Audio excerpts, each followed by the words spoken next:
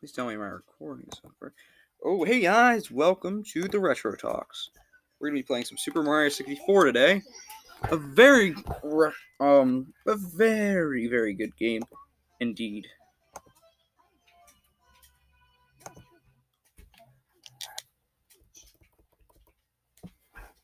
As you see, the game starts off.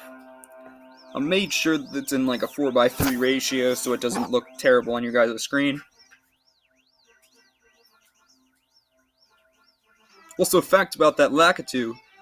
Those clouds there, they aren't 3D, they're just 2D textures put in a certain way so they look 3D when you look at them. They're just warped and moved. Same with the trees as well. Mario is probably one of the most detailed models in this game. And also a cool fact for anybody that wants to know. A trick that they used back then is if a model was far away, it would look less detailed.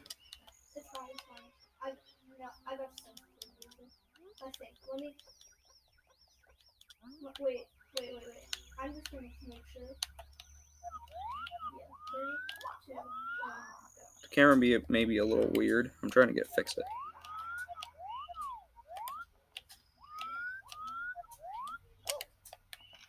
There we go. The camera's a little weird controlling it. For some reason, I don't have it mapped to the right analog, but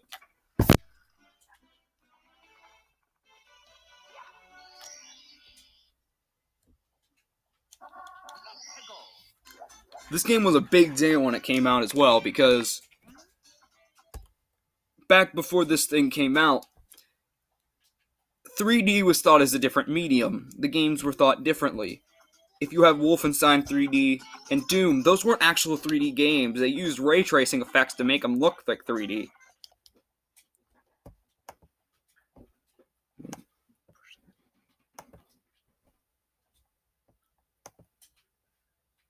You may see me exiting. I accidentally clicked the wrong button. That's why. Advertisement. I cannot say that advertisements are endorsed at all. These are completely accidental. Oh, darn it. Sorry, guys. Gonna have to restart it.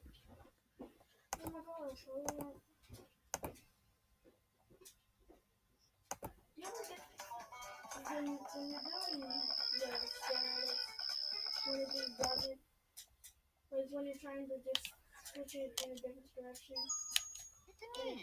Mario! it just doesn't do it on the other side. Hello!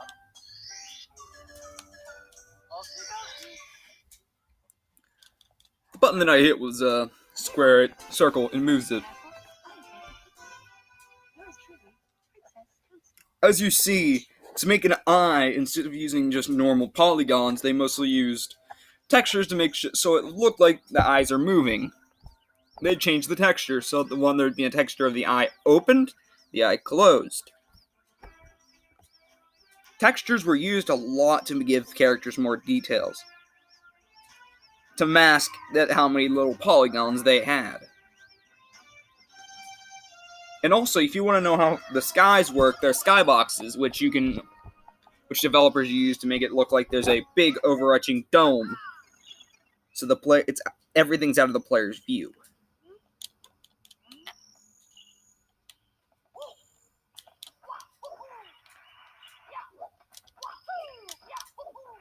I can't really do a BLJ in this. If you want any speedrunners watching this, probably not, but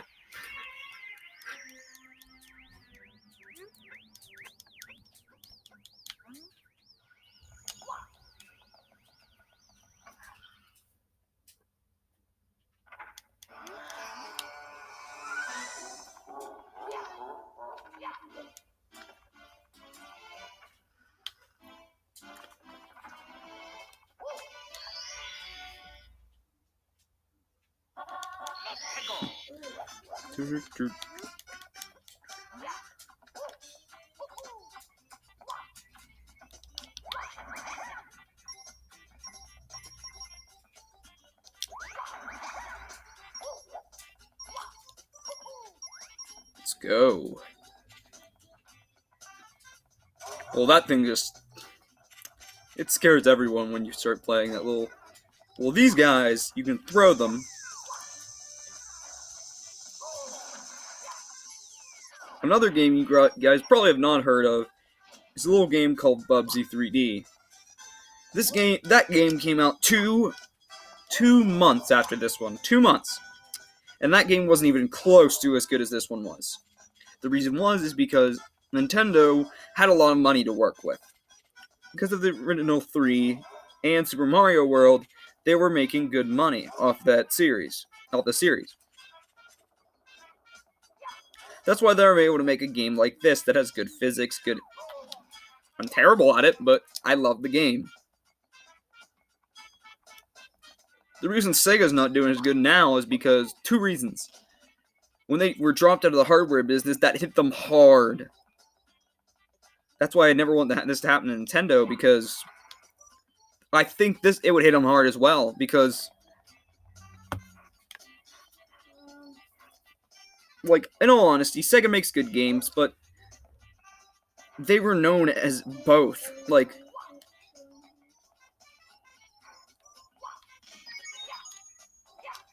oh, I just absolutely did some trick shots there. Oh.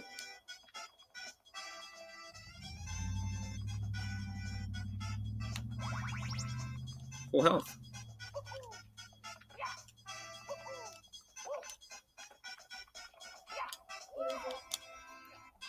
As you see there, he looked lower poly for a second. He has that lower poly look to him. That's what developers did, so they wouldn't have as many polygons on the screen at once. Once he fades closer into screen, they put the higher poly model on, so the player doesn't really notice it. I know how to beat this guy. He's pretty easy. He's really slow. That's what makes the boss battle pretty difficult, because he's pretty slow, and it takes a lot of time to beat him. If you don't know what you're doing, it's pretty hard to beat this guy, but I've beat him like 10 times. So, it's pretty easy to beat.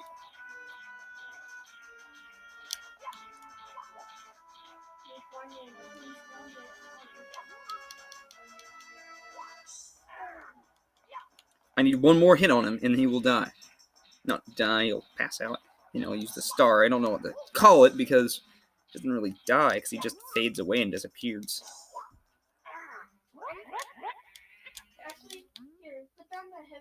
Yeah, you beat the game using stars. When you get the stars, you have to get a certain amount of stars, and then you'll enter Bowser's Castle and beat the game.